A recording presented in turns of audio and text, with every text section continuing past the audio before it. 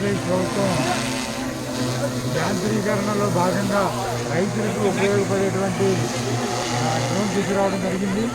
ఈ డ్రోన్ ద్వారా ఈ పురుగు మందులు స్ప్రే కోసం ఉపయోగపడేలాంటి కార్యక్రమాన్ని కోనరాజపురం గ్రామంలో మనం అన్ని డిపార్ట్మెంట్ అధికారులు అలాగే ప్రజాప్రతినిధులు కలిసి ప్రారంభించుకోవడం జరిగింది. యాంత్రీకరణ వ్యవసాయాన్ని యంత్ర పరికరాలు ఉపయోగించి నూతన వ్యవసాయ విధానాలు చేపట్టడానికి ప్రభుత్వం కృషి చేస్తూ ఉంది. దాంట్లో భాగంగా ఈ స్ప్రే చేయడానికి మనం డ్రోన్ తీసుకురావడం జరిగింది. చాలా అద్భుతమైనటువంటి ఆలోచన. డ్రోన్ని అన్ని రంగాల్లో కూడా ఉపయోగించుకునేలాగా చంద్రబాబు నాయుడు గారి ప్రభుత్వం పనిచేస్తుంది. దాంట్లో భాగమే వ్యవసాయం కోసం ఈరోజు ఈ డ్రోన్ను ఉపయోగించుకునేటువంటి కార్యక్రమం. అలాగే జెడ్బీఎన్ఎఫ్ వాళ్ళు తీసుకొచ్చినటువంటి చేప బెల్లం ద్రావణాన్ని స్ప్రే చేయడం జరిగింది ఈరోజు.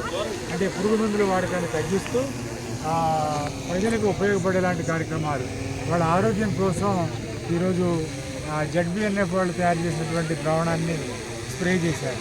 ఒకవైపు ఆధునీకరణ, రెండో వైపు ప్రజల ఆరోగ్యం కోసం సేంద్రీయ వ్యవసాయ విధానాలు పాటించాలి, అటువైపు తీసుకురావాలి. రాబోయేటువంటి కాలంలో చక్కటి ఆరోగ్యం కోసం వ్యవసాయ ఉత్పత్తుల్ని తయారు చేసే దాంట్లో భాగంగా చేప బెల్లం ద్రావణాన్ని కూడా స్ప్రే చేశారు.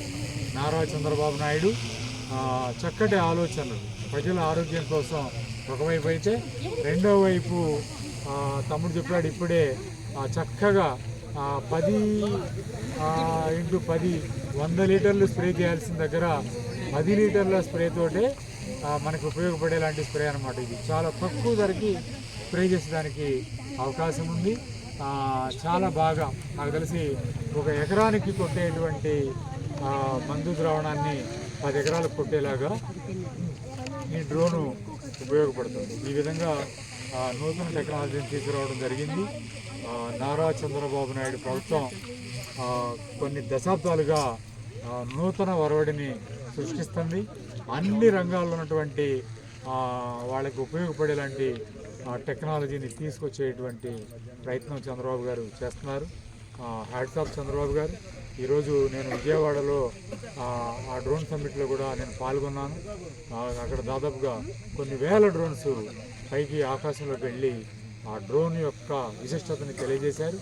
అది త్వరగా కోనరాజపురం గ్రామానికి మనం రెడ్డిగూడెం మండలానికి కూడా రావడం జరిగింది. ఈ డ్రోను సకాలంలో కోనరాజపురం వచ్చేదానికి, రైతాంగానికి ఇచ్చేదానికి, అలాగే ఈ గ్రూప్కి డ్రోన్ ఇవ్వడం 10 లక్షల రూపాయల డ్రోన్ని 1,96,000 రూపాయలకి ఇవ్వడం జరిగింది. సకాలంలో త్వరగా మన గ్రామానికి వచ్చే దాంట్లో మన శాసనసభ్యులు వసంత వెంకటకృష్ణప్రసాద్ గారి కృషి ఎంతో ఉంది. రాబోయేటువంటి రోజుల్లో ఈ మండలంలో ఇంకా కొన్ని డ్రోన్లు వచ్చేటువంటి అవకాశం ఉంది. అన్ని వైపులా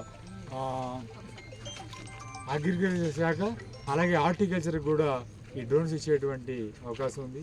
రేపు రాబోయేటువంటి రోజుల్లో అందరూ ఈ డ్రోన్ సౌకర్యాన్ని వాడుకోవచ్చు. అలాగే నేను గడిచిన కాలం అంతా కూడా చూశాను, ఎవరైతే స్ప్రే చేస్తూ ఉన్నారో చాలా ఎక్కువ సంవత్సరాలు స్ప్రే చేశారో వాళ్ళందరి ఆరోగ్యం కూడా దెబ్బతింది. వాళ్ళందరూ కూడా కష్టకాలంలో ఉన్నారు. మరి ఈ డ్రోన్ వాడుకుంటే అలాంటి కష్టాలన్నీ కూడా తీరుతాయి. ఎవరు కూడా ఆ పురుగు మందుల వాసన చూసేటువంటి అవకాశం కూడా ఉండదు. అలాగే ఈ జెడ్బీఎన్ఎఫ్ వాళ్ళు తీసుకొచ్చినటువంటి ఈ ద్రావణాలన్నీ కూడా మనం వాడుకుంటే చక్కటి ఉత్పత్తుల్ని మనం తయారు చేసుకోవచ్చు. నూతనమైనటువంటి విధానం ఆంధ్రప్రదేశ్ లోపల జెడ్బీఎన్ఎఫ్ వాళ్ళు ఈ సేంద్రీయ వ్యవసాయ విధానాలను కనుక మనం తెచ్చుకుంటే భావి భారత పౌరులు మన కుటుంబీకులు రాబోయేటువంటి తరాలన్నీ కూడా ఈ పురుగు మందుల బారిన పడకుండా మంచి వ్యవసాయ ఉత్పత్తులు ఆహారంగా తీసుకునేటువంటి అవకాశం ఉంటుంది.